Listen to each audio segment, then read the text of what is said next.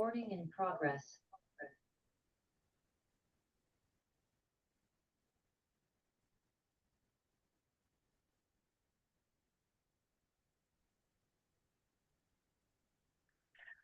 Welcome, everyone, to the 2025-2026 Latter-day Saint Histories series, the online lecture and roundtable series hosted by the Mormon History Association. This is our third year of doing this online series. In the past, this has been a subscription series in which you had to purchase access, but gratefully to the very kind generosity of Greg Koford Books this year, and a generous donation from them, we have been able to make this entire series free. So please, if you haven't yet, consider going to the Mormon History Association website where you can consider donating yourself. If you are not a member of MHA, you can become a member there. And please look forward to joining the Mormon History Association annual conference, which will take place the first weekend of June in Las Vegas, Nevada next year. Also, please consider going over to Greg Koford Books' website and purchase some of their award-winning and field-defining books. This year, when thinking about what we might feature in this web series, I considered the fact that this fall marks the 60th anniversary of the formation of the Mormon History Association, which I thought meant a good opportunity to consider the state of the field, especially on some of the key themes and genres that have dominated Mormon historical works up until this point. So this is the first of 3 roundtables we will be hosting, along with 2 other lectures that will be taking place in November and December. Tonight's roundtable is focused on the topic of biography. So in a moment, I'm going to turn over the digital mic to Dr. Matthew Bowman, who will be chairing tonight's panel. I will just, by brief introduction, say that Dr. Bowman is the Howard W. Hunter Chair of Mormon Studies at Claremont Graduate University. He is the co-editor of the Introductions to Mormon Thought series, an award-winning book series with the University of Illinois Press, and he wrote one of those volumes in that series on Joseph Fielding Smith that just came out a few months ago and was a wonderful read. So I'm sure we are all in for a wonderful discussion. Without further ado, take it away, Dr. Bowman.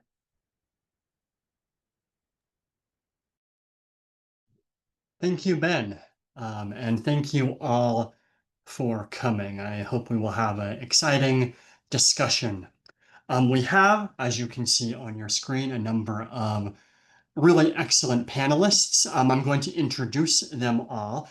And then I have a few questions for all of them. Only a few, because we have a lot of panelists and not nearly as much time as I think we would all like. I'm then going to pose a few questions to the panel and guide them in conversations around several questions. But I hope for our second half here, we will hear from all of you, and then all of you will have some questions as well. So I'm going to invite you all to add your questions in the Q&A section at the bottom of your screen. If you look down there below the video, you will see a little box marked Q&A. You can tap on that. You can write a question in there at any point. I'm going to, though, come to those questions after the first half of our conversations, and I will select some out of there and pose them to the panel as well. So you all can take this in whatever direction you would like to go after our initial conversation. I'd like also to remind you all that this is being recorded. It will be made available through the Mormon History Association's good auspices before too long. So without any further ado, then let me introduce our panel. We have a number of people, and I'm going to say, actually, although I won't specify or give you titles or anything like that, one thing that all these folks have in common is they're all biographers. That is, they are all in the process of or have completed biographies of important figures in the Mormon movement. And we'll hear a bit from each of them about what those biographies are when they begin talking. So first we have with us Newell Bringhurst, Professor Emeritus of History and Political Science at the College of the Sequoias in Visalia, California, a little ways out from where I am here in Claremont. We also have Christine Talbot, Professor of Gender Studies at the University of Northern Colorado, a specialist in U.S. women's and gender history and feminist and queer theory. Along with Chris, there is Lisa Olson-Tate, the managing historian for women's history at the LDS Church History Department. And then John Turner, professor of religious studies at George Mason University, and Ignacio Garcia, professor of history at BYU. Thank you, panelists, for joining us. I'm going to start then, well, with what might seem kind of a banal observation. The premise here, of course, is that biography is a useful way to study not just the history in general, but the history of the Mormon movement in particular.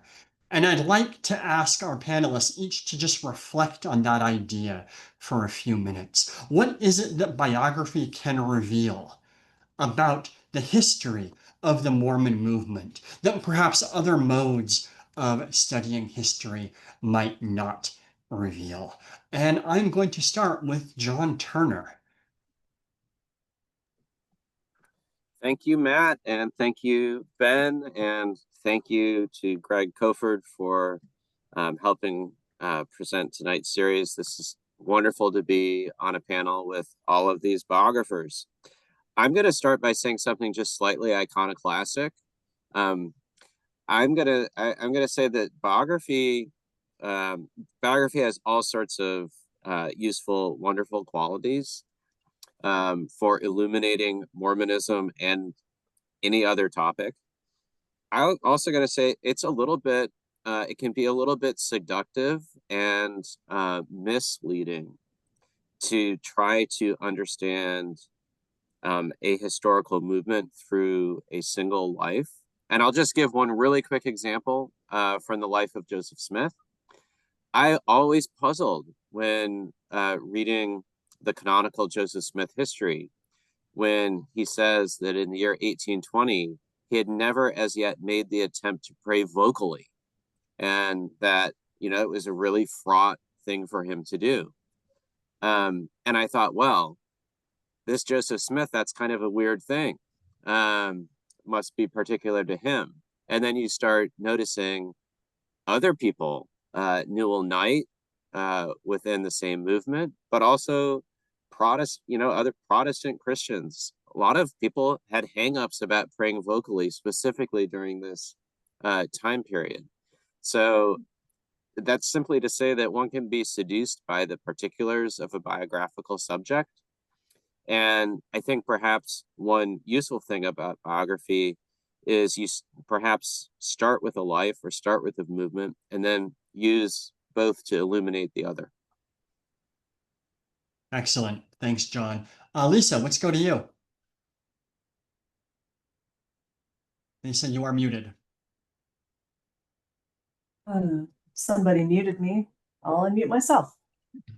Well, I've been thinking about the role of biography in building the field of Mormon women's history, which really has only been about the last 50 years or so that we've kind of built a body of work and gained some momentum on creating a field that we can call Mormon women's history. And so much of that has been done on the basis of biography. So if you think about Claudia Bushman and Mormon Sisters, there was one by Vicki Burgess Olson around 1980 on Sister Saints. Carol Madsen, Jill Durr, Maureen Beecher, when you talk about these giants who really created the field, all of them worked on and are still working in some cases on biographical projects as part of understanding and trying to build that field of Mormon women's history. And I think that's been important in a lot of ways. I think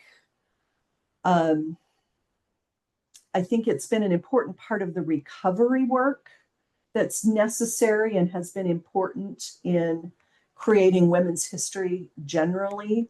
It's in some cases, an easy access point to start to get the lay of the field and the lay of the land in terms of who was there and what happened and who are the figures to pay attention to. So I'll stop there, but just by way of saying that I think, and we'll talk about this more later, but I think there are some reasons that in women's history, biography has been a really important core part of the field. Excellent. Thank you. Ignacio. For me, the interest is that we don't have a lot of material on Latino Latter-day Saints. In fact, when I was growing up, of course, we didn't have much information on Latinos or Mexican Americans or Mexicans in the US. And so it was a custom, and it happens in most wards in every particular group, but I think it happened in particular for Latino teachers in Sunday school. And everything became very personal. And it wasn't only about, okay, this is what happens with this person, but it was tying in all of these stories that said, okay, there is a history of people like myself. And so it became the way, sometimes misused, but it became a way to create this sense of history for Latino Latter-day Saints. I think what's so attractive about biography is that you're looking at another person. If you're a Latter-day Saint or whatever group you're part of, you like to look at individuals to see how they match up or how do they live up to what you're all supposed to believe. And so it's easier to look at somebody and say, oh, wow, they did that. And I did that myself once. Or, hey, I can do that because look at what they did. And look at the journey they took. And so if I'm going to get there, I have to take that kind of journey, or no, I'm not going to take that journey. And so it's a way to look at what you believe, your values, but you're not having to look at yourself. You're having to look at someone else. And so sometimes when I write in my journals, it's like I'm writing something personal, but I'm also writing about this guy named Ignacio Garcia. And I can, in a sense, look at my own realities in the sphere in which we both belong, which is only one person, and that is in Mormonism. And so I think it's very attractive to look at people, to look at, I've just finished, or I'm finishing John's biography of Joseph. And there's just things that I say, oh, and this is very interesting, and it sets context for my own life. So I think a lot of people do that. That's, I think, why biography is so important. Excellent. Chris.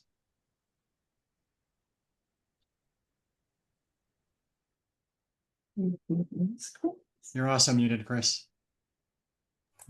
Sorry. Thank you for having me. As Matt knows, I began my project on Sonia Johnson with a sort of healthy suspicion of biography. And so I've had to think a lot about this question over the course of the project. And one of the things I've thought a lot about, I work in a department that is closely aligned at my university with sociology. And so the more time goes by, the more of a sociologist I become simply by association. And one of the things I think of in sociological terms about biography is it is a way to help us understand the relationship between broad structural sort of macro level social structures, mid-level, meso-level things like institutions and social groups, and individuals. And historians really like that macro and meso, but in my mind sort of struggle with thinking about that micro level. What does this mean for a life lived? How does one engage with an institution? How does one engage with a set of ideas and a set of beliefs? And what are the paths that are open in certain kind of contexts? And I think this kind of micro level analysis helps us understand some of that as well. And sort of to build on what Ignacio says too, I think one of the things that the micro level also helps us do, and this is kind of mushy and not very scholarly, but I still think it's important, which is to sort of build empathy. Why do people do the things they do? Why do people think the things they think? I think that's important to get a sense of how individual lives are lived, in relationship to choices that other people make that we might not make. Yeah, thank you. Mhm. That is wise. Newell.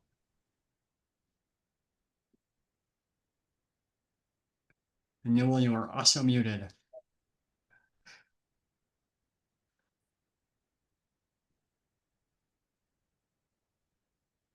Newell, we need you to unmute yourself. Okay, there we go. There we go. Perfect.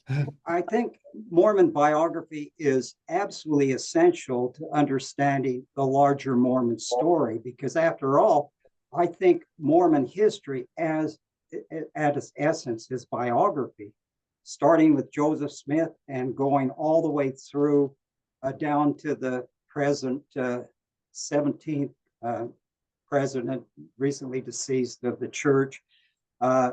Because of the hierarchical nature of Mormonism. So I think that's the essential starting point to understand Mormon history through biography.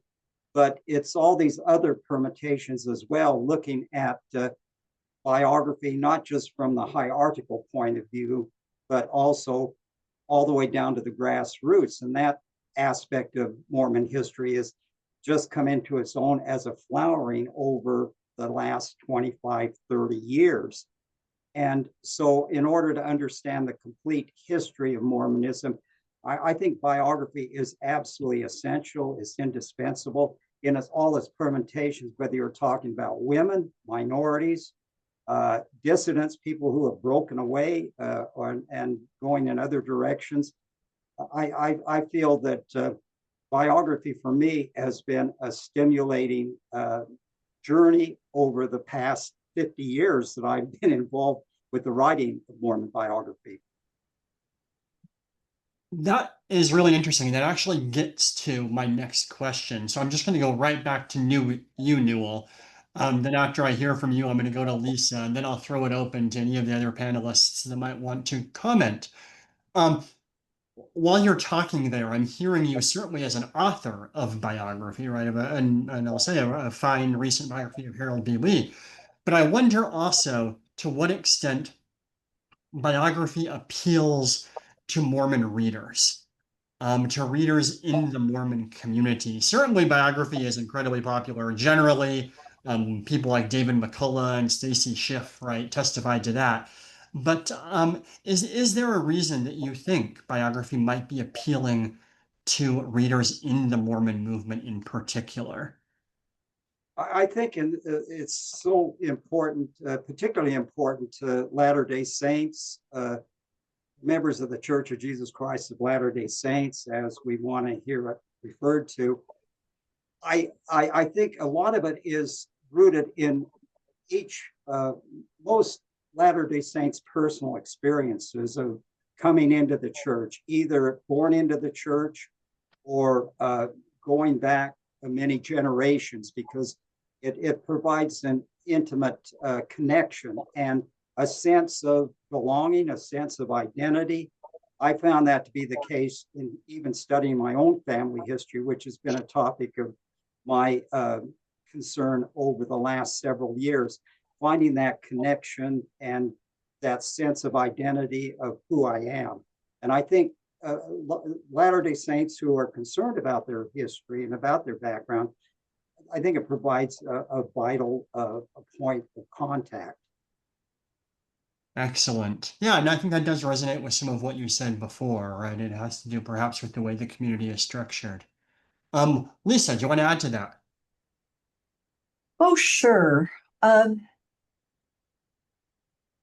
guess when we're talking about biography in the field of Mormon history writ large, we could think about it in terms of like what are kind of the roots and origins of Mormon history and Mormon history writing, and how did that develop? And we can talk about the professionalization of Mormon history and Mormon history writing, and we might kind of find some commonalities and also some divergences there. I mean, I think it's impossible to overstate the influence and importance of family history in the Mormon tradition. And like that's theological as well as practical and personal and all of these other things. Like Mormons do believe in intergenerational connections, and even to some extent, like if you write about a person, they may be dead, but theologically you believe you're going to meet them someday, and so that might affect the way you write about them, you know. But when you think about like the role of organizations like the Daughters of Utah Pioneers, and the kind of the period of the like early to mid 20th century in coming out of that pioneer past and that isolation and the assimilation into American culture and so forth, like there's still like this really self-conscious community of Mormons who have very strong ties to their ancestors and to the past. And so writing about putting out the stories of the people has been like one of the major ways that Mormon history was done for a long time. And we get to the, you know, as I was saying, like the era of professionalization in history. And again, speaking about Mormon women's history, you know, and speaking from the perspective of the Utah-based, you know, body of the Latter-day Saint tradition, like we have maintained this belief in gender in a way that makes women a meaningful category over time. And that also has meant that there is an audience and a self-conscious audience of women in the church who are very invested and interested in learning about other Mormon women and the past of Mormon women. And that can be devotional for the Orthodox. It can also be a way of exploring and maybe even healing or dealing with some of the dissonance that has grown up as, you know, women's status and questions about women and gender and so forth have become so urgent and have undergone a lot of change over time. And women find themselves in varying positions of comfort and dissonance with the institutional church. And biography can be a way of connecting to stories and people in the past that help to think about or navigate some of those dissonances and some of those issues. So I think across the spectrum of devotional to professional, there are reasons that Mormon history has really valued the work of biography. Yeah. These answers have both like really inspired me, right? And clarified this idea. The biography, of course, before professional history really existed as a discipline, um, biography served all sorts of purposes other than the purposes of the academy. And the people on this call, right, are all kind of members of the academy in some way, trained in the methods of the academy, but that I think should not obscure the function of biography, which might be on one hand to illuminate something on the past, about the past, but in other ways has very different functions as well. Functions that have to do with community and faith and practice and religious devotion. That's so interesting. Anybody else from the panel care to hop in here and comment? Chris. Yeah, I mean, one thing that struck me as you both were talking, and I'm not sure if this is a different way of framing what you said or something different entirely, I'm not sure, but one of the things that I often think of about questions like these is a quotation from Richard Bushman's book that Mormonism, I think if I remember it correctly, it's something like Mormonism is history, not philosophy. And sort of thinking about like the nature of Mormon belief inevitably leads us to the 19th century. And inevitably leads us to biography. So some of it is about identity, and some of it is about, you know, sort of navigating these tensions and building communities and identities. But there's also sort of maybe a semi-theological reason that knowing the history of the 19th century is sort of spiritually important in lots of ways. And I think the ways that individuals played a part in the spiritual importance there is particularly meaningful. Yeah, certainly. And then knowing about individuals, and as Elisa says, individual lives is a form of spiritual practice and spiritual discipline that has all sorts of ramifications beyond simply knowledge. Any other folks want to comment on this question? Ignacio? Yeah. I think biography is one way to complicate a traditional narrative. And I think that for a long time, there was a particular way of writing about Latter-day Saints. And so it was hard to sort of push back against that in sort of in a larger sense. But if you could find individuals that sort of, sort of got off the track, whose experiences show another element or another aspect of Mormonism, then that was a way to begin to build this sort of other narratives, right? If you could piece together certain people who thought differently or thought in a particular way, then you can begin to build on, because Mormonism is about biography, it's about people, and we built the sort of sense of Mormon history through, at one time, our leaders, Friend Joseph, the Brigham to whatever.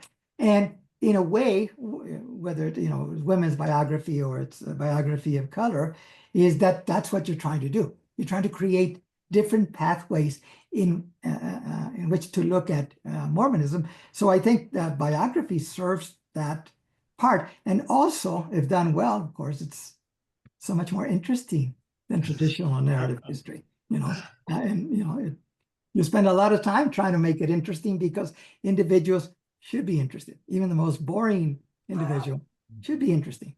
And so I think that gives you a sort of elbow room to say.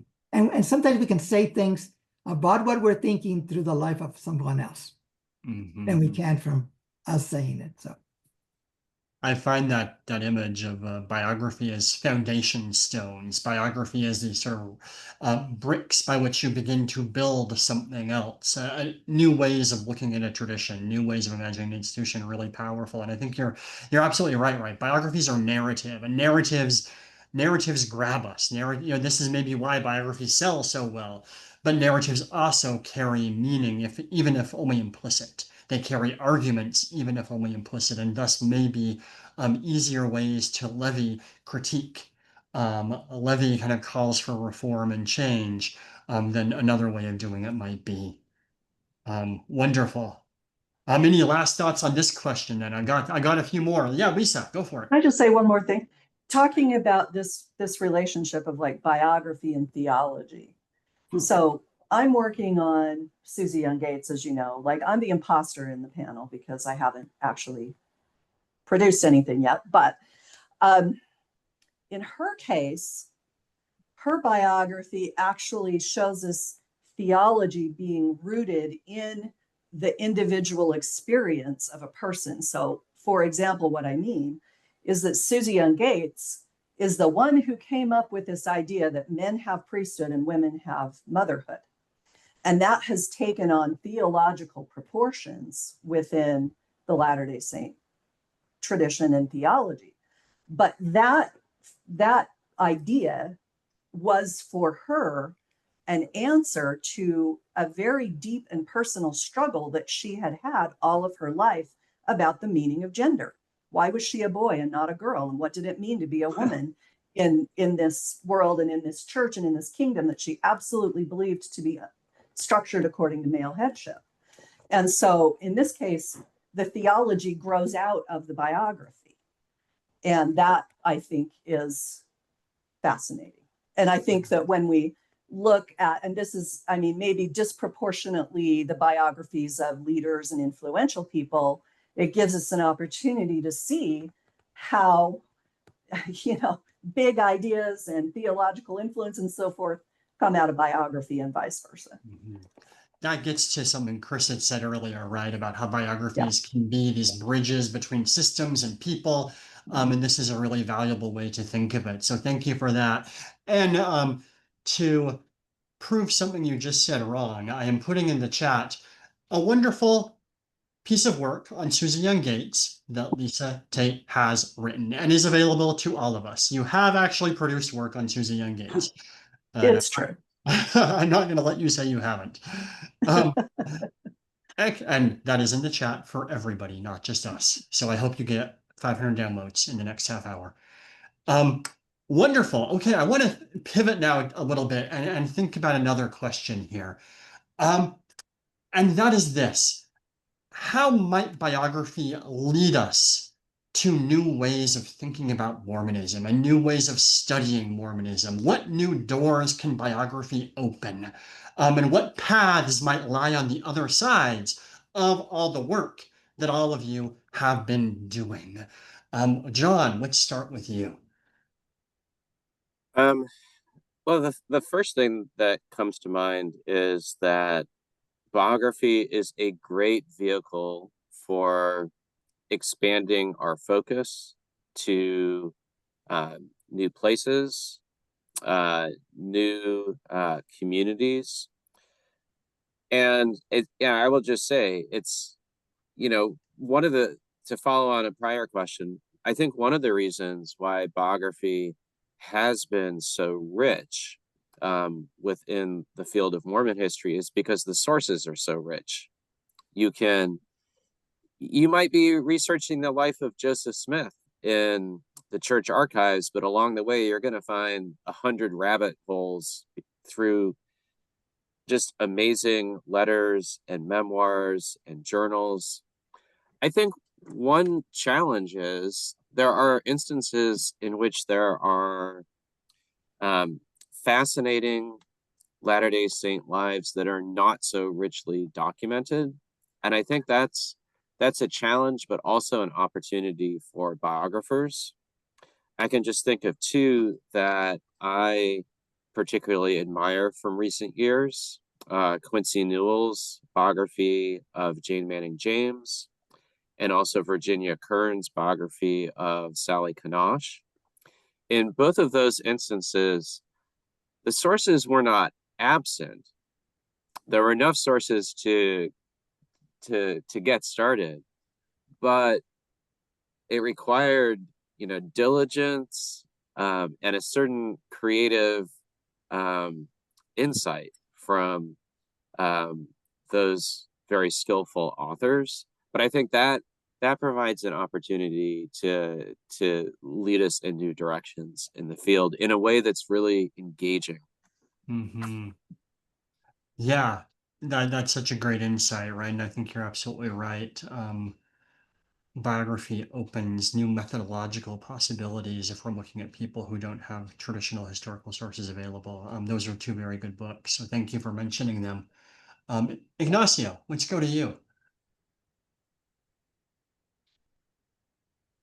And you are muted again. Oh, Ignacio, you're muted.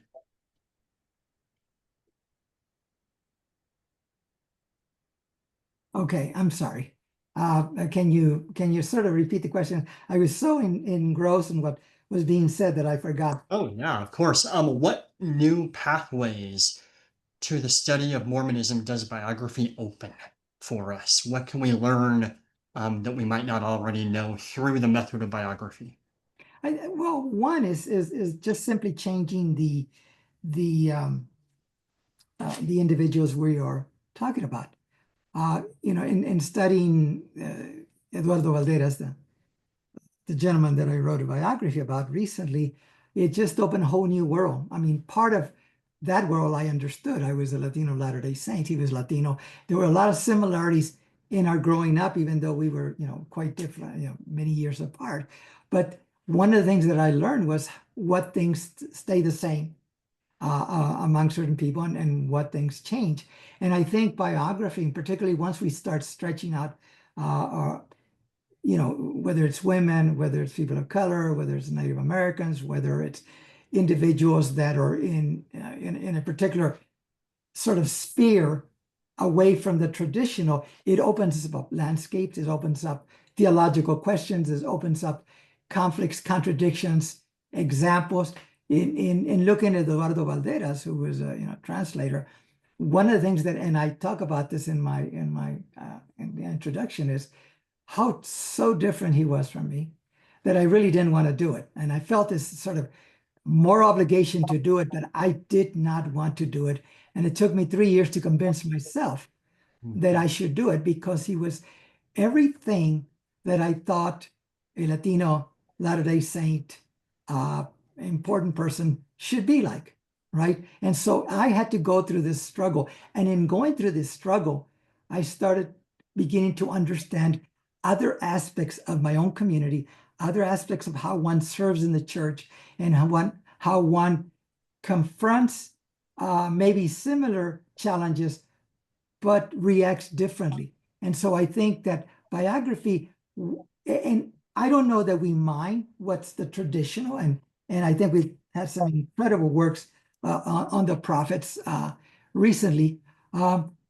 And there continue to be a lot of material still to be done.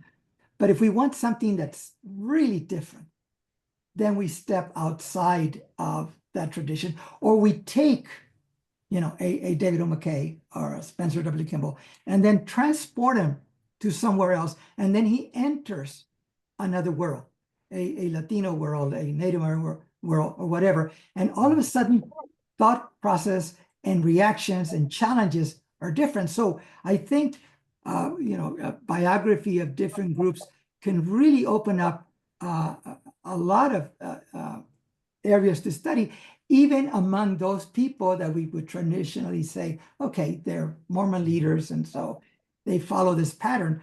But outside that pattern, and we see it in some of the work that has been done by some of the scholars, some of you, that once they step out, there are whole new questions, there are whole new thoughts.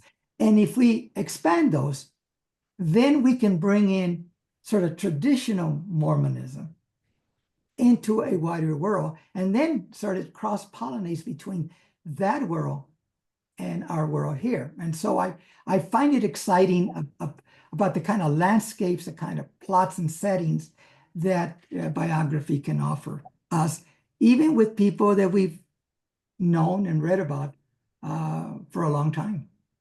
Yeah, yeah. In that way, I think the real tightness of biography, the very close lens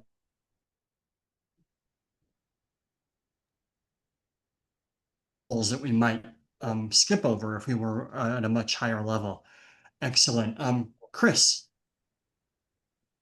Yeah, Ignacio, I love that answer so much, because I was about halfway through your biography of Eduardo Balderas, and I apologize for my Spanish, when I was asked to do this. And that was exactly my experience of reading that book, actually.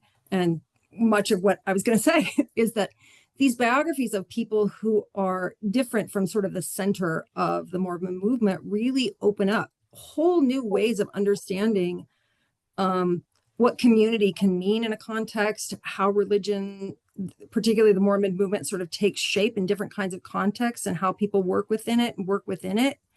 And I had the same kind of experience reading Quincy Newell's biography of Jane Manning James, which I loved.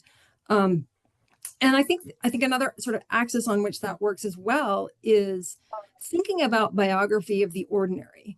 There are a lot of biographies in Mormon history of leadership and important people. And one of the things that I think Laurel Thatcher Ulrich's work on Martha Ballard tells us, not about the Mormon movement, but about what the biography of the ordinary can open up, and sort of thinking about biographies of people because they are not at the center of the movement, and or because they are not in leadership roles, and or because they are not sort of major players. Might be a direction to go that can open up some really interesting ways of thinking. That's a really wonderful idea there. The ordinary, right? And biography of the ordinary. I love that concept. Any other folks who haven't already spoken to this? Anything you'd like to add? Newell. Yes, I do. Yeah. Yeah. I'm currently, am I coming through? You are, yes. Okay. I'm currently working on a biography of a non-Mormon, actually. He was prominent in the late 19th, early 20th century, Thomas Kearns, who later became a U.S. Senator, Irish-American mining entrepreneur who built what is now the governor's mansion.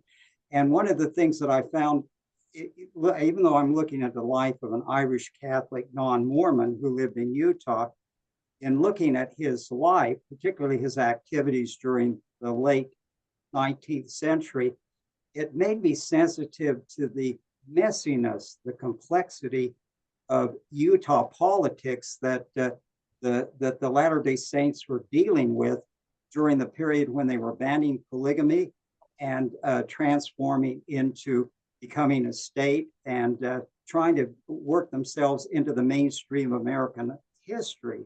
And it gave me an appreciation for the messiness of what was going on and the complexity of what was going on during that period, because I thought I knew that period so well, and I realized that I didn't know it near as well as I did.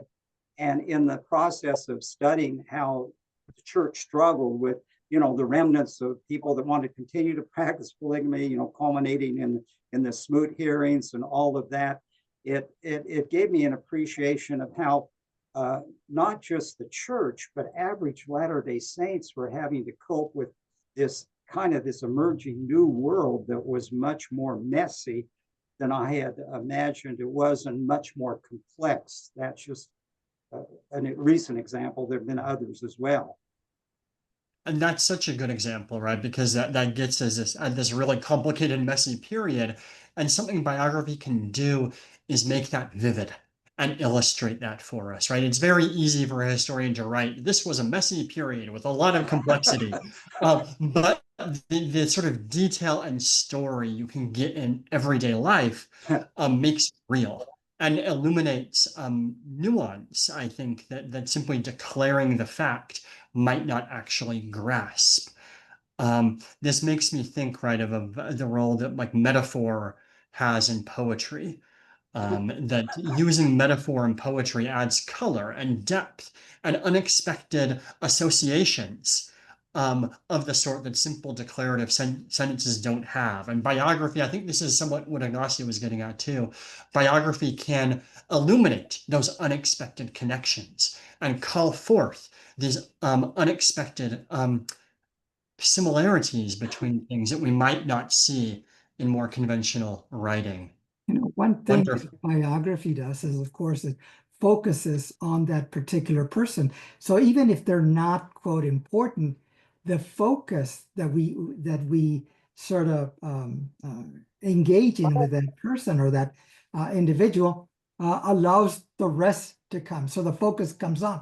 One of the things I used to do in when I was teaching biography is I would ask my students to get not an individual, but it could be a river, it could be a monument, it could be a mountain, it could be whatever, something that sort of was significant, and then do a biography on that, which of course required everything from construction to geology or whatever.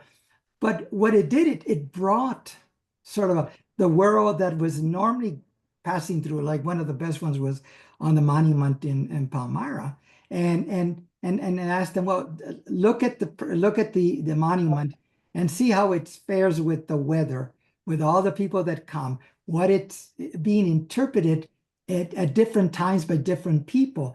And so that gave the monument a real meaning. And I think we can give that to individuals too, that we can begin to see things there that are both common to others, but also very much particular to that person. And so it's that focus that sort of biography brings, and whether it's about bookshelves or it's about monuments or just individuals, it helps us better see what is been there all the time. Yeah, yeah, and that is, I think, one thing that makes us historians distinct from sociologists is we do not want everyone to snap into one pattern. We treasure the particularity, the singularity, what makes someone unusual. All right. I want to pivot now and talk a bit about some of the really wonderful questions that we've got in the Q&A. And I would encourage anybody else in the audience, if anything that we have said that you have heard up here has inspired a question in you, please type it into the Q&A box. I'm going to start going through a few of these now. This one I really like, and it comes from, it's inspired by Chris. And so, Chris, I'm going to start here with you, and then I will throw it open to some other people as well. Chris, you mentioned coming into the writing of biography with hesitation and skepticism and worry. And I wonder if you can say a little bit more about why this form seemed to inspire such caution in you. And then I'm interested in any of the other panelists, if you have ever felt some of the same thing. Ignacio, you alluded to feeling this way as well. But we'll start with Chris and then go to anyone else. Yeah, I mean, I think generally some of it is sort of just me, which is that I tend to be a kind of macro level thinker, and I like thinking about large scale systems and how they operate and how they change over time, and like cultural ideas and things like that. So some of it was that, but I think that's also sort of related to like, why does an individual life matter in relationship to these larger systems? And I mean, I do sort of have some answers to that, and did when I was more skeptical. I've lost some of that skepticism, as it turns out. But it still sort of felt a little bit like, okay, so a life happened. Okay. And so I really had to think, all right, so what does this life mean, and what does it tell us, and what does it open up for us? And the biography, I've already mentioned, the biography that I was sort of most inspired by as an undergrad or as a graduate student was Laurel's Martha Ballard book. But that was such an intimidating place to start, quite frankly, because it's just a masterpiece. So I really had to think through, like, what can biography accomplish that's meaningful, and how do I write a biography that I want to read? Good. Yeah, I mean it's a hard genre, if nothing else, right? It does require storytelling alongside whatever analytical challenges we might face. Any other panelists? Anyone want to talk about hesitation or worries that you might have had before beginning the task of writing a biography? Well, in my case, it's not the scarcity of sources, it's the overwhelming deluge of sources. You know, Sousa probably wrote tens of thousands of pages of material in her life. And that's just what got published. And then there's all the letters and the drafts and everything. And so that's been really daunting for me. Like, how do you get to a point where you feel like you have mastered a source base that big, and where you are confident that you have found the most important sources and the ones that are going to do the work? And how do you do that in a way that isn't just, oh, I like what this one says and this one fits my narrative, and so I'm going to cherry pick from all of these sources to serve an agenda or my own preconceived notions. And I know I'm not the only one with that problem. I mean, I've been rereading Steve Taysom's biography of Joseph F. Smith, which is great. And also, like, just the thought of those letterpress copybooks makes me despair. And so, like, on a really practical level, that's one of the hesitations, I think, is whether it's a very tiny source base or a really huge source base. Like, how do you ever get your arms around it and deal with it confidently? The closer you get to a person, the more capacious they might seem, right? And one of these challenges is, how do you come to really know a person as well as you might feel like you need to write about them fairly and justly? Any other thoughts on hesitation? Yeah, Newell, go ahead. I'm sorry. Yes, I have. Oh. Newell, then Ignacio. Let's start with you. I was going to say that I was initially hesitant. Are you getting me? Yes. Am I in there? Yes. Okay. I have to confess, I was initially hesitant about doing a biography of Harold B. Lee. I was actually recruited by Gary Bajera at Signature Books. He just all of a sudden contacted me, and I don't know why he thought I was the ideal one to write the biography of Harold B. Lee, because he was never really one of my favorite people for a number of reasons.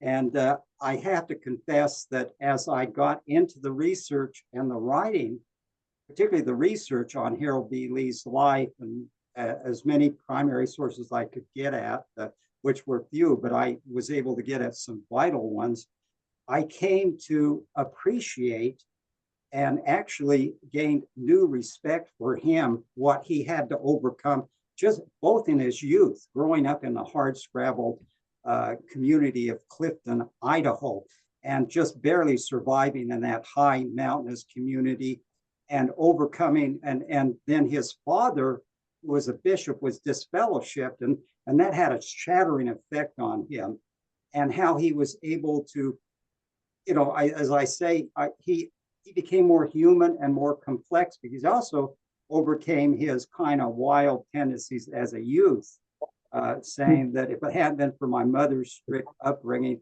I might have gone in a completely different direction. And that really humanized Harold B. Lee, as well as in his subsequent activities as, the father of the welfare plan, and also of correlation, the person who was really pushing that through. And after I got through that biography, which was a fascinating experience for me, I don't know if I liked him any better than I had before, but I had empathy for him.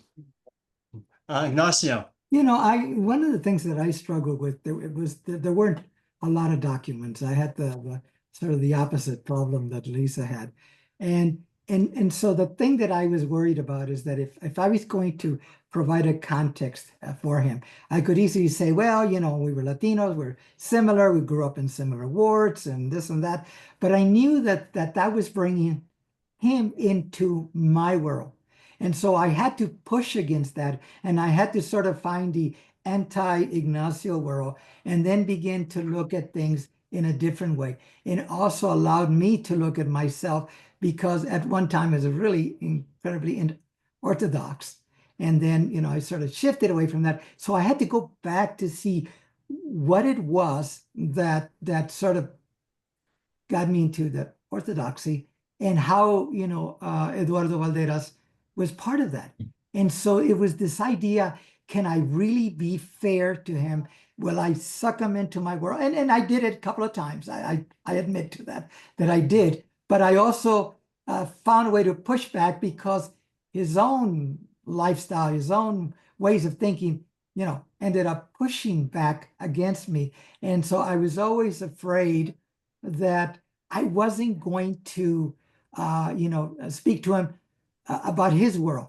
And I was lucky enough to know a couple of people, including his family, who said, yeah, you got him right. And that's sort of like, wow, thank you. It doesn't matter what the critics or the reviewers say, or how many books are bought, but that those people who know that, and happened in my first biographies, as somebody said, how did you know my father that well? And I said, no, I didn't know your father that well. I just was able to enter into that world and use the documents and whatever. And so it's frightening that you might get someone who you just sort of create a beautiful image or picture or whatever, and then for somebody to say, oh no, that wasn't him. Mm-hmm. So it's always nicer to write about somebody who's been dead a long, long time and nobody's there to tell you. But for me, I worked in the sort of the 20th century, in the latter part. It's always frightening that somebody's going to call me and say, boy, you really blew it. You got it wrong. Yeah, certainly. And this actually leads, I think, nicely to another question. And I'm combining here a couple of questions from a couple of different of our viewers who raise really similar issues. And the question in short is, how do you know that you got this right? What makes a good biography? And there are a couple of metrics there, right? There certainly are the metrics of historical method and good historical method, but there also are these questions, these more kind of moral questions, Ignacio, that you're raising, right? About maybe your duty to represent this person or this community in a good way. Any thoughts on that? How do you know if you got a biography right or not? What makes a good biography?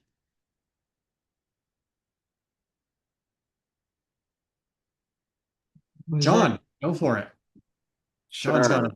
Yeah. Well, I don't think one could be overly hung up on getting everything right, since that's impossible.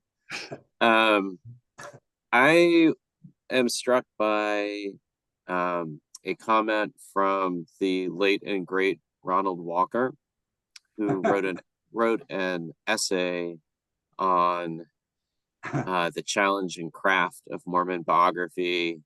I don't know, four decades ago or so, and Ron writes to history's touchstones of thoroughness, candor, and tough-minded accuracy. The biographer adds the grace of art.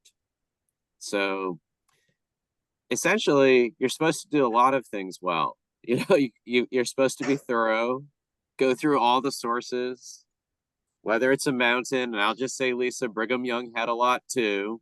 Though I hear you.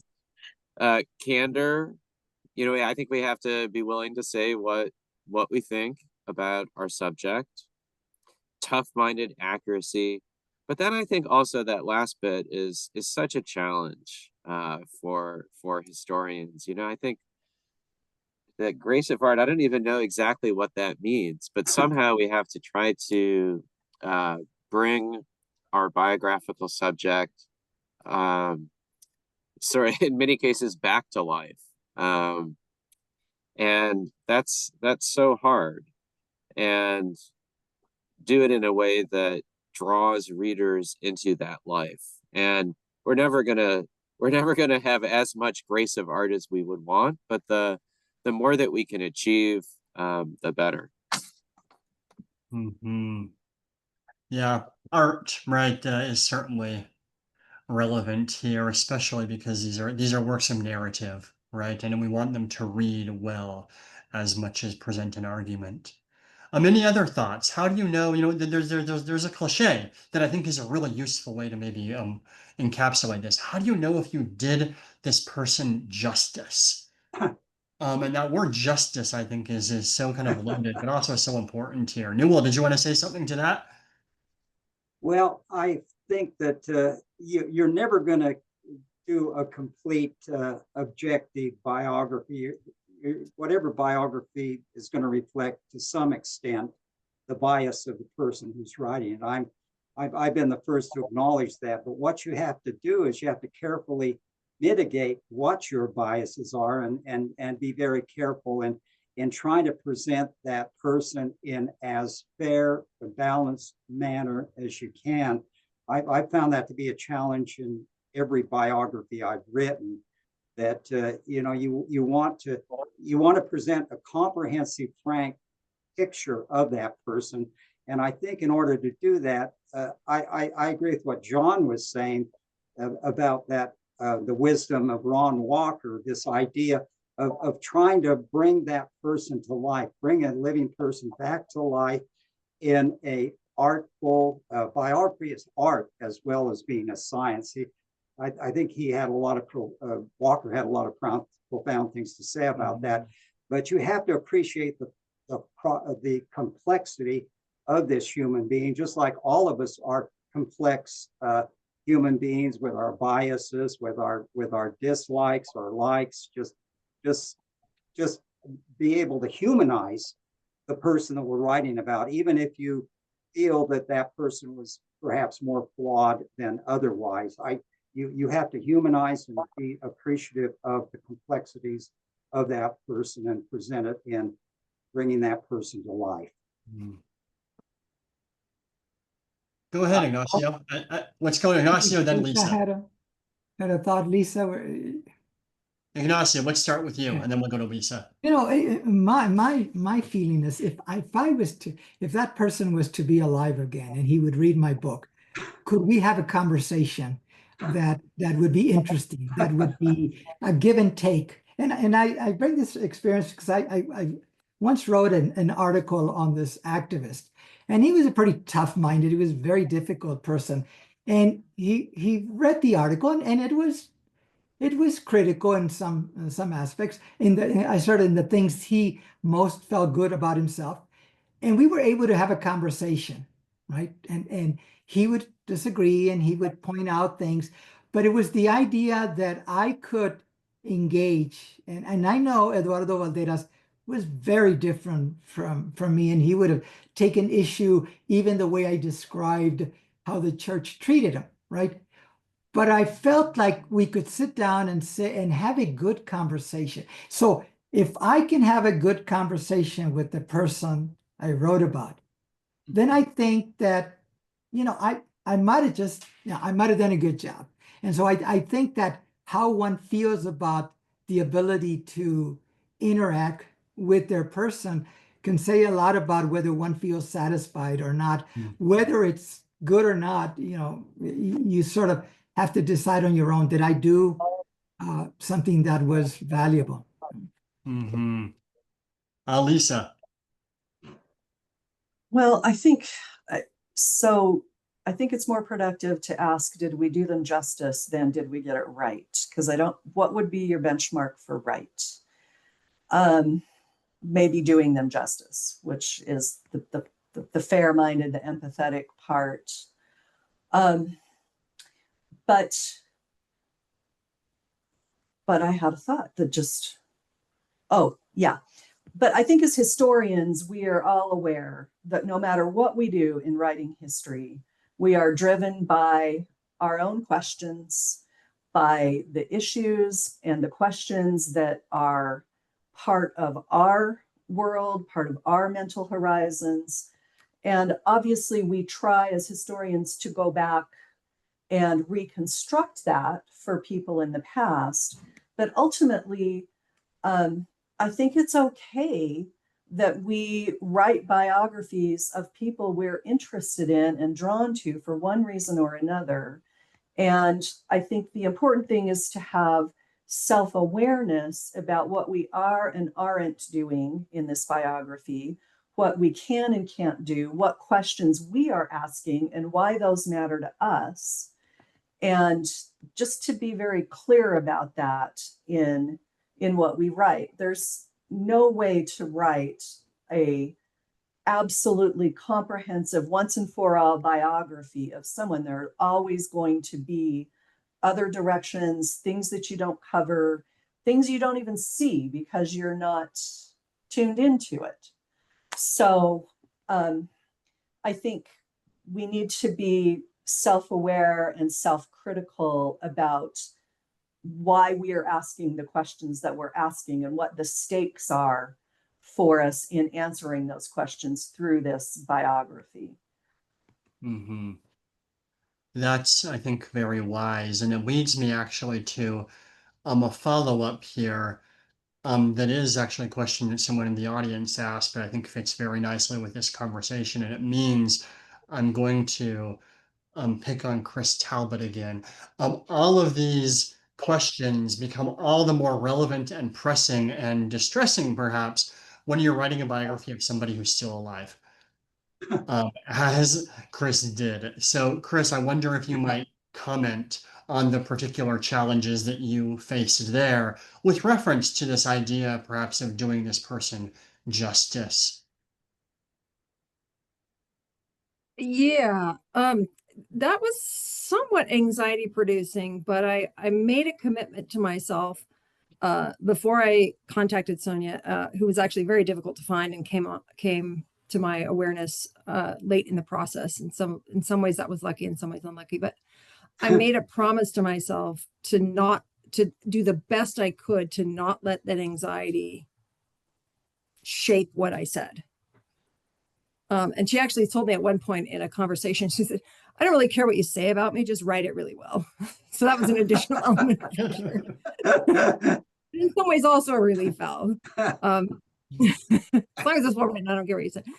But I think in some ways that was somewhat anxiety producing, but I think making that commitment sort of before I went in was also helpful. But one of the things I think about as well, to sort of build on what most people have been talking about, is that lives are lived much more chaotically than they're written about. And I'm not sure that writing a complete biography about someone is all that useful. there are details about Sonia's life that don't really matter all that much and that don't really get us anywhere. And I have read biographies that don't really matter very much and don't really get us anywhere. And I hope I didn't write one of those. But I don't have a very good answer to that, except to say that I sent her a copy and she responded very graciously, and I was deeply, deeply, deeply complimented by that. Mm-hmm. That's good to hear, and I'm sure relieving for you, but also for all of us that is actually complimented. a possibility to write a biography right? that someone might be happy with.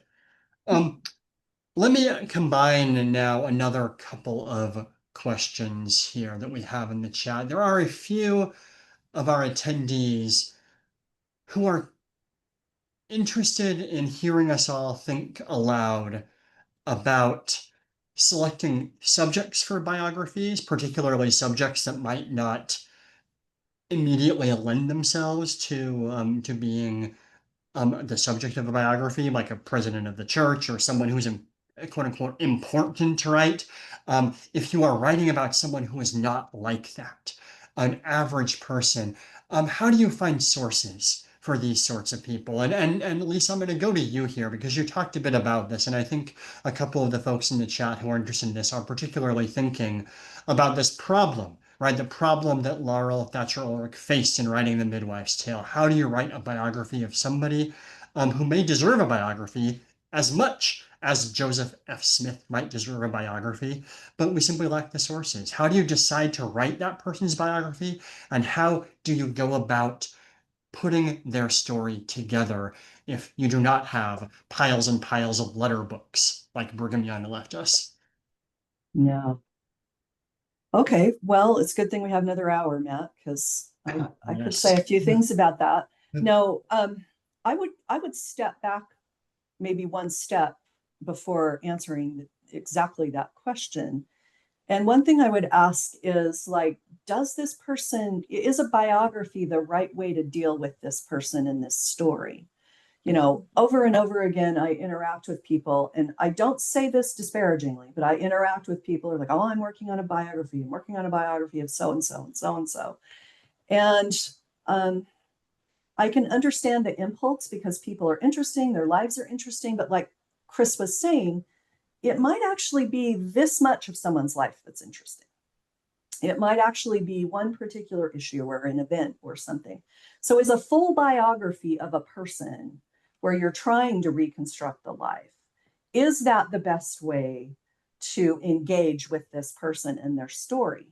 Are there other ways that might be more fruitful where we could include this person in another discussion, or, you know, treat something thematically? And so again, like, I'm all in favor of being kind of self-aware and self-critical about, well, why, you know, what would I accomplish with a biography of this person as opposed to something else? And then that might help answer some of the questions about source material as well. If there is a particular piece of a person's life that is interesting and maybe is better documented, then that might be, you know, that might help shape the way that you want to write about or think about that person. And another question that I've just kept thinking a lot about in this conversation is, well, what is a biography? And what constitutes a biography in writing? Is it just writing about someone's life? You know, they did this and then they did this and then they did this, birth to death. I mean, that's one form of biography. But there are other forms and other ways of getting at people's lives and experiences that might be more productive and more useful and make a better contribution by a tighter, smaller focus on someone's life. So that doesn't necessarily answer the question about sources. Obviously, we live in a golden age, or maybe it's the beginning of a golden age of the availability of all kinds of materials and sources that weren't available before. So there are times when we can fill in with context what we can't document specifically in a person's life. There are dangers and pros and cons to that, but that is one possibility. And then I know, for example, when we worked on the saints books, if you read those volumes, you'll find that there's a lot of places where we're telling a story from, say, a woman's point of view. And if you go back to those sources, you find she was in the room, but we're having to kind of reconstruct the experience and her experience using not just her sources, but the sources of other people around her. And there's kind of a leap of imagination involved in what would she have experienced, what would, how can we tell this story from her perspective, even if we don't have as good a first person sources as we would like. Again, dangers, pitfalls, pros and cons to those kinds of approaches, but maybe this is where that art part comes in as well, in being creative and imaginative in how we engage with the sources that we do have. Mm-hmm. Mm-hmm. Yeah, absolutely. Right. And I think, again, not to invoke Ulrich again, but this is something that the Midwives Tale does so well, right? Is to Yes. mobilize sources around this person that might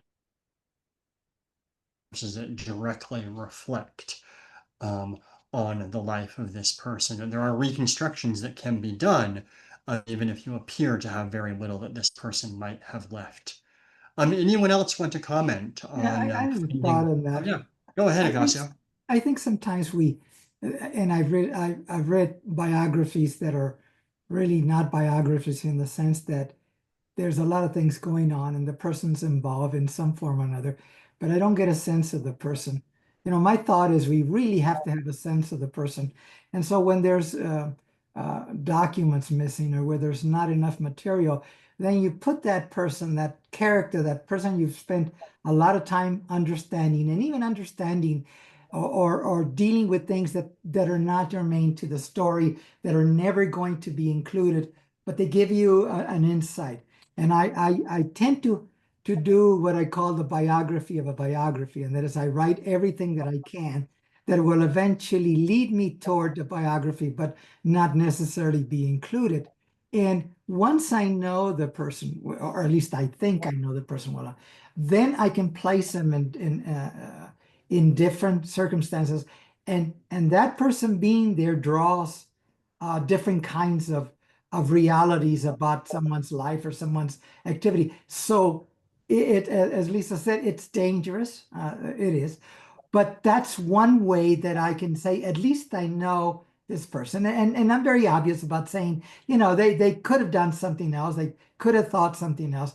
But I know more or less the space that person would have taken up in this particular situation. And so I think that's where the art comes in. It is very dangerous at times, and you sort of have to push against yourself. But I think when we don't know the person, when 9/11 happened, it was really interesting. I was working on my first biography, and when that happened, the first question that came to my mind was, what would Hector Garcia, who was an old activist, would have thought about this? And that told me that I'd really gotten into, and I would tell my students, can you spend a night when you don't have a date and it's raining outside and you got nothing else to do? Can you sit down and know enough about this person that you can engage in a conversation? Once you do that, everything else is doable. But if you don't have that, it's very difficult to do the rest.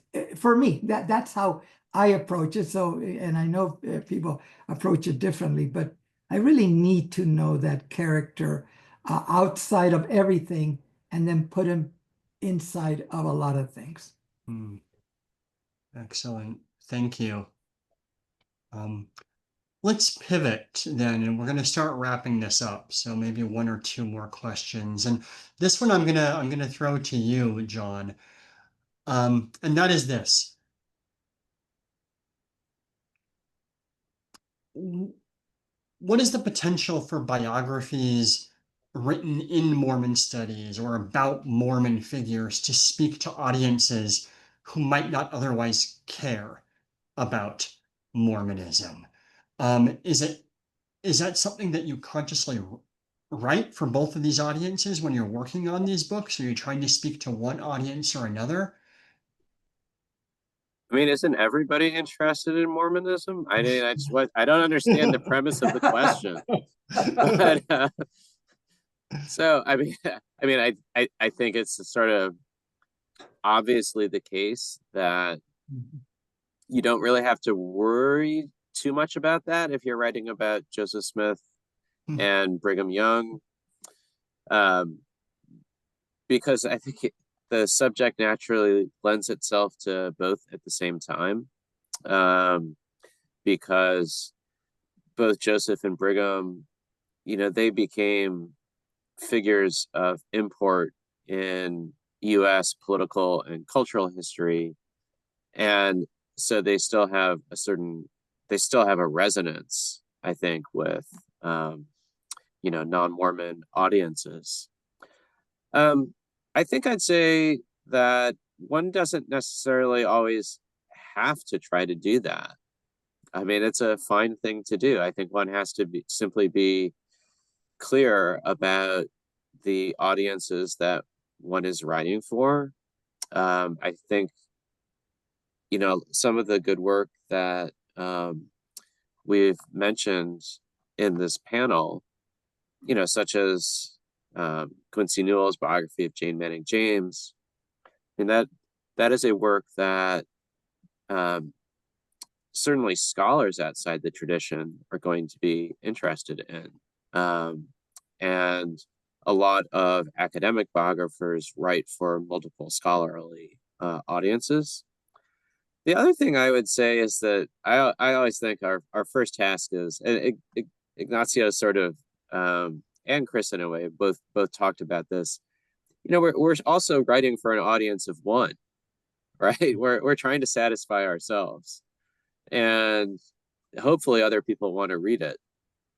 But I find it, I find biography a pleasure in its own right, and I think we have to write the book that we want to write. We might want to be attentive to the sorts of audiences that could read it. Excellent. Anybody else want to speak to that question of writing to multiple audiences? Yeah, every biography that I've worked on, I've had in my mind, I'd like to have a broader audience beyond just the Mormon community itself or LDS scholars. I did that with my Fawn Brodie biography. That was a biography that I was hoping would find a wider audience because she only wrote the first book on Joseph Smith, dealing specifically with the Mormon topic. But she really hit the jackpot when she did the biography on Thomas Jefferson, which became a New York Times bestseller.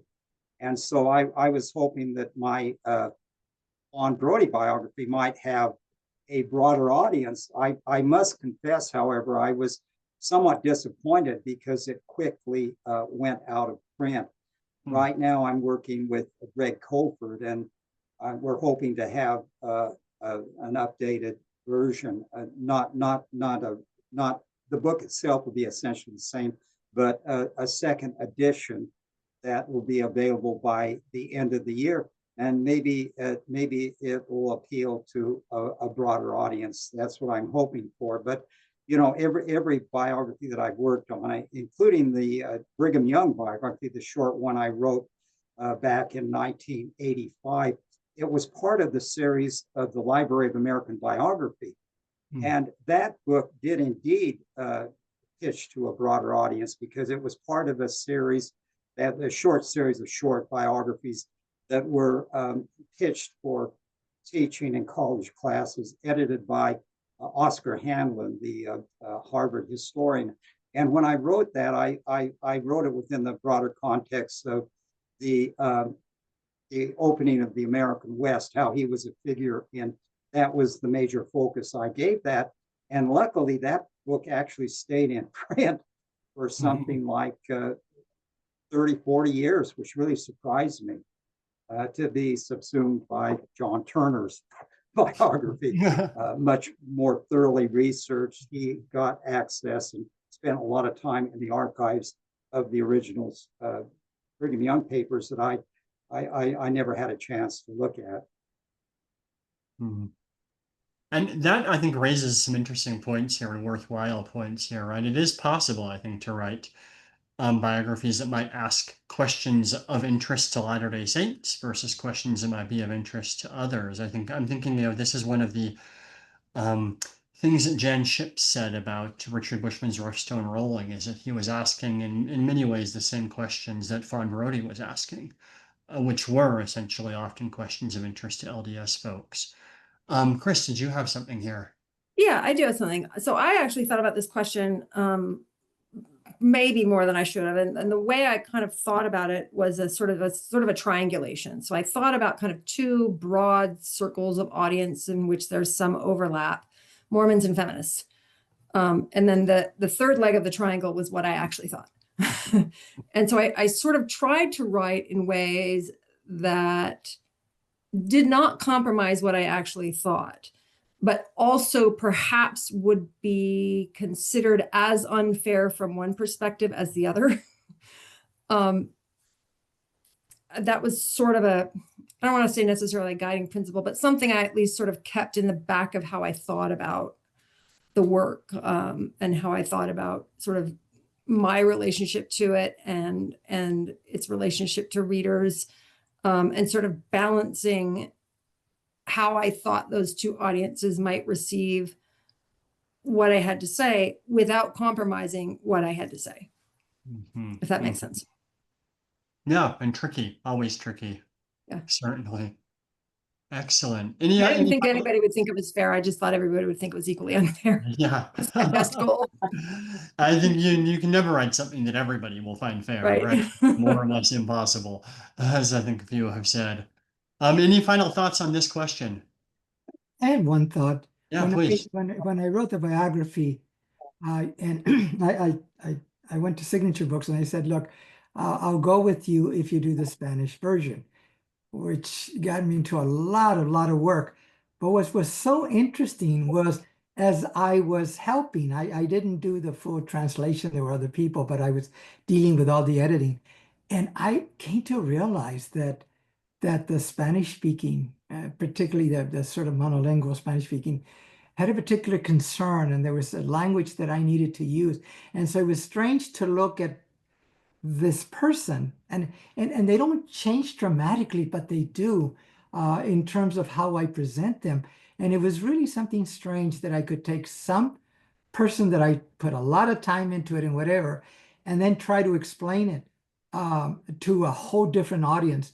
And then I was on a podcast, and I was asked questions, and I saw myself talking about some aspects about Valderas that were really different. I mean, it wasn't the material, and it wasn't different. It was just there's a different audience, and I thought, oh, it's just going to be a translation. What could there be?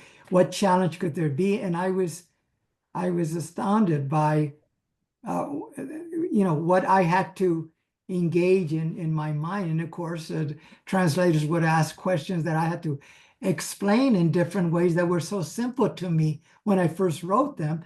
But now, and that helped me in a way to go back and appreciate Valderas when he was translating things. I wish I'd had that experience before, but at least afterwards, I thought, okay, I can appreciate what he was doing even more. Yeah, and that really, I think, also speaks to something that Lisa had brought up earlier, right? That how important it is to look at yourself as an author and to question the assumptions that you might bring. And translation is a really, really useful way to force yourself to examine that. Fantastic. Folks, we are about out of time. It has gone so quick and has been so interesting. So thank you all for your participation. I'm going to wrap up with one final question. This is going to be quite brief. I would like each of you to give us simply the title, and nothing more than that, just the title of one biography that you have found powerful, influential, and meaningful as you have pursued this sort of writing yourself. You don't have to tell us why. You can tell us the author if you like, but I would like to know some of your influences. Who would like to be first? Newell, go for it. Yes, I would point specifically to Edmund Morse's 3-volume biography of Theodore Roosevelt. That is just so compellingly written, beautifully written, and even though it spans 3 volumes. Wonderful. Next person. I would, Lisa. Oh, yeah, John, go for it. sorry. No, you're good. I'm just gonna, I still admire my PhD advisor, George Marsden's biography of Jonathan Edwards. That it's always difficult to write a biography of someone who produces a lot of books without getting bogged down. And I think he weaves together the ideas and the life really skillfully. That one could have been 3 volumes, I think. Next person. Lisa. I've been revisiting some of the landmark biographies in Mormon women's history lately as I'm working on my own. And I really think Dave Hall's biography of Amy Brown Lyman, A Faded Legacy, holds up really well. And it's actually an example of someone who had a limited source base and did a lot with it and brought her to life as much as possible, but also very skillfully weaved in context, larger historical themes and issues and relationships. It's a great book. Yeah, and really, I think pivotal. Yeah. Excellent. Ignacio. Yeah, The Life of Che by Jorge Castañeda, who was a Mexican intellectual. And I disagree with everything that he thinks and says. But I love the way he took a person, historical person, and wrote about him. And I felt like I was comfortable reading, and I was trying to, at every moment, trying to say, you're going to say this, and I'm going to disagree with you. And I didn't necessarily agree with everything, but it was a wonderful biography of someone whose life has been written about in 1,000 different ways. And it was a very inspiring work for me. And that is the art, right, in that book. Definitely. And Chris, wrap it up. I'm going to stick with 2 that have already been mentioned, which is Laurel Thatcher Ulrich's Martha Ballard and Quincy Newell's Jane Manning James. But I am also a recent fan of Ignacio's biography of Eduardo Valderas. I just thought it was fantastic. So go and read that. Thank you. And you snuck 3 in there, but I will allow it. The 2 already mentioned, so. Fair enough. Okay, thank you to our panelists. This has been a really wonderful conversation. And Ben is going to come back and wrap us all up. I'd like to speak on behalf of the over 50 attendees who are watching this tonight at various points to thank the panel for such a phenomenal conversation. I had high hopes going into this, and you all surpassed it. We learned a lot. I also want to mention, if you want more recommendations, the last 2 winners of MHA's Best Biography Award, which is given out every year. This last year was for Christina Rossetti's wonderful biography of Joseph Musser, and the biography award for the year before was Steve Taysom's Joseph F. Smith biography, which is also phenomenal. So I think everyone will be leaving tonight with a great reading list. I also want to mention one more time that one of the purposes for this online lecture series is to hopefully raise money to help cover our digital costs at the conference. Our conference next year will be in Las Vegas the first weekend of June, but we like to be able to live stream some of those sessions. That costs money, an increasing amount of money these years. So if you would like to help us cover those costs, please go to mormonhistoryassociation.org, where you can make a donation. And if you are not a member yet, you can be a member too. And also, I want to thank again Greg Koford Books for very kindly offering a donation that allows us to do this series for free. The Mormon History Association is made up of all of us who are donating our time and our talents to this wonderful effort, and the community is what makes it special. So I want to thank you again for joining us. I want to thank the panel again for their brilliance, and we will see you next month for the next event in our Mormon History Lecture Series. Please follow the Mormon History Association social media account for more details. And with that, everyone have a wonderful night.